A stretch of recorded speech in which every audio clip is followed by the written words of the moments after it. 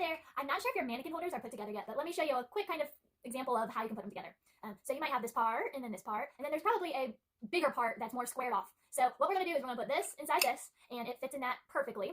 And then we're going to go ahead and screw this on, it has threads there, onto your stand. My stand's a little bit different than yours, but it's just going to spin its way down.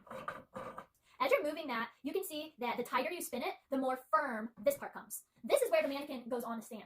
So we actually, for some surfaces, we might want it a little bit looser. That way we can move the head around easier. And for some surfaces, you're going to want it really tough. That way when you're working with her, she's not going to flop around and move much. So I hope you can get that figured out. On the bottom of yours, you'll see that you can clip it to a table. So the little silver twisty thing is basically going to help you tighten it to the edge of a table or a counter or something narrow that it can slide under and tighten. If it keeps falling off of your countertop or your table, it's because it's not tight enough. Go ahead and turn that silver knob so it gets really tight and it's going to connect and squeeze onto the table. Let's talk about cleansing your mannequin. Since your mannequins are new and they haven't been used yet, the first thing that you're going to want to do is give them a nice shampoo and condition. So the reason you want to do this is because a lot of times mannequin heads are made up of real human hair and hair that may or may have not encountered lice, basically. On occasions, you can find mannequin heads that have nits attached to their hair strand. So they're just little clumps on the hair that you can kind of feel if you run your finger over. And they're not alive. They are certainly dead. But just so you have an idea, before you start what you're getting yourself into, you're going to want to have just fresh, clean hair to start with. And that's actually something that we try to instill with you all the time anyways, so you're always working with clean hair. So go ahead and let's get her shampooed.